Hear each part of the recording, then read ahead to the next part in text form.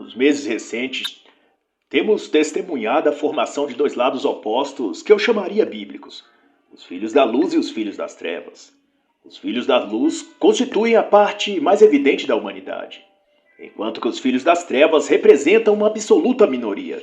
E, no entanto, os primeiros são objeto de uma espécie de discriminação que os coloca numa situação de inferioridade moral relativamente a seus adversários, que frequentemente mantêm posições estratégicas do governo na política, na economia e na mídia.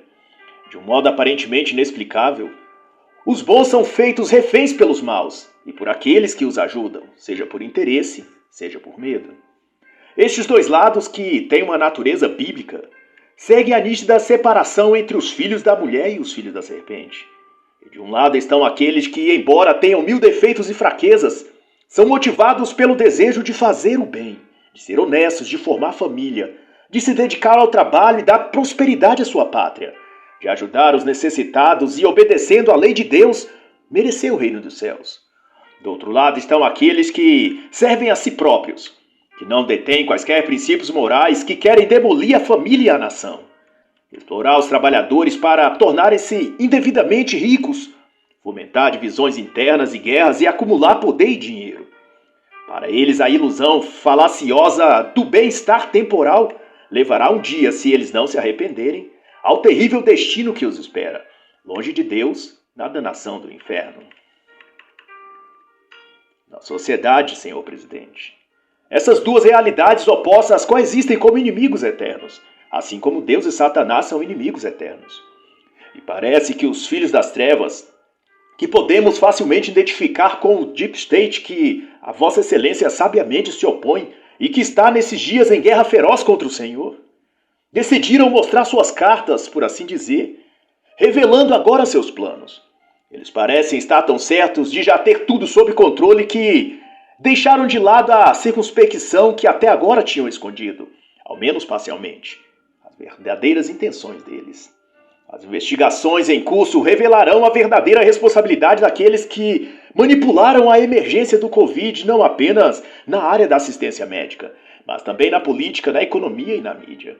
Descobriremos provavelmente que nesta colossal operação de engenharia social existem pessoas que decidiram o destino da humanidade, arrogando-se o direito de agir contra a vontade dos cidadãos e de seus representantes nos governos das nações.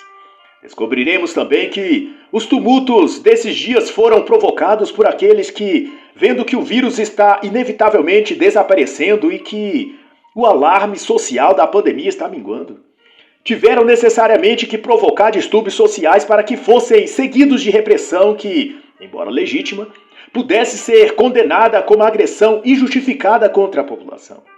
O mesmo está acontecendo na Europa, em perfeito sincronismo. Está absolutamente claro que o uso de protestos de rua é instrumento para os propósitos daqueles que, nas próximas eleições presidenciais, gostariam de ver eleito alguém que incorpore os objetivos do Deep State e que expresse fielmente e convincentemente esses objetivos. Não será surpresa se, dentro de poucos meses, soubermos que, escondidos novamente por detrás desses atos de vandalismo e violência, estão aqueles que esperam lucrar com a dissolução da ordem social para construir um mundo sem liberdade. Solve et coagula, como ensina o provérbio maçônico.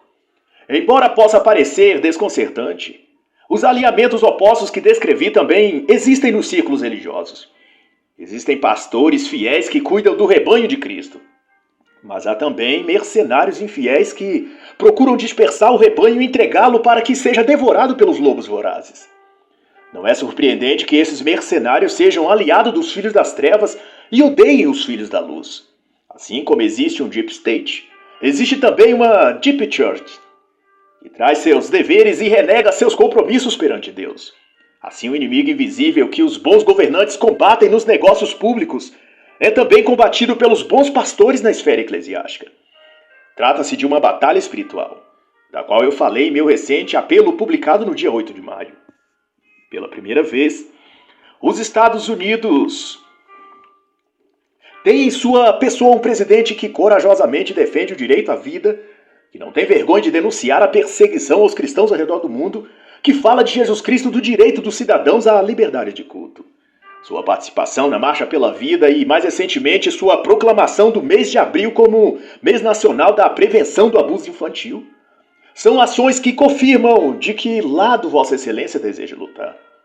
E quero crer que nós dois estejamos do mesmo lado nesta batalha, embora com armas diferentes.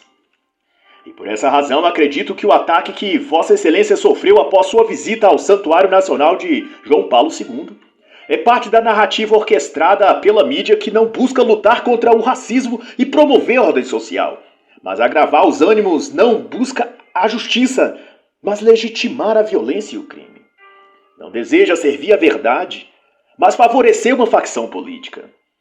E é desconcertante que haja bispos, como os que eu denunciei recentemente, que por suas palavras provam que estão alinhados com o lado oposto. Eles são subservientes ao Deep State, ao globalismo, ao pensamento alinhado à nova ordem mundial, que eles invocam com frequência cada vez maior, chamando-a de fraternidade universal, que nada tem de cristã, mas que evoca os ideais maçônicos daqueles que querem dominar o mundo, expulsando Deus dos tribunais, das escolas, das famílias e talvez até mesmo das igrejas. O povo americano é maduro e entendeu agora o quanto a mídia tradicional não deseja disseminar a verdade, mas quer silenciá-la e distorcê-la, propagando a mentira que útil para os objetivos de seus senhores. No entanto, é importante que os bons, que são a maioria, despertem seu marasmo e não aceitem serem enganados por uma minoria de pessoas desonestas com propósitos inconfessáveis. É necessário que os bons, os filhos da luz, se unam e façam ouvir suas vozes. E que maneira mais eficiente existe de se fazer isso, senhor presidente, do que pela oração, pedindo ao Senhor para proteger Vossa Excelência, os Estados Unidos e toda a humanidade deste enorme ataque do inimigo.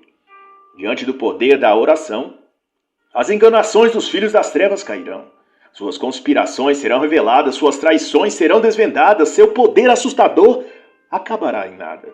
Será revelado e mostrado ser o que é, uma fraude infernal. Senhor presidente, minhas orações estão continuamente voltadas à amada nação americana, para onde tive o privilégio e a honra de ser enviado pelo Papa Bento XVI, como núncio apostólico. Nesta hora dramática e decisiva para toda a humanidade, oro por Vossa Excelência e por todos aqueles que estão ao seu lado no governo dos Estados Unidos.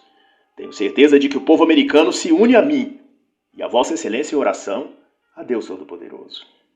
Unido contra o inimigo invisível de toda a humanidade, eu abençoo Vossa Excelência e a primeira-dama, a amada nação americana, e todos os homens e mulheres de boa vontade.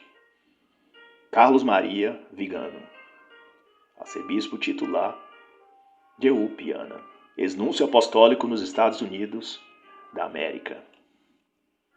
Carta aberta do arcebispo Carlos Maria Vigano ao presidente Trump.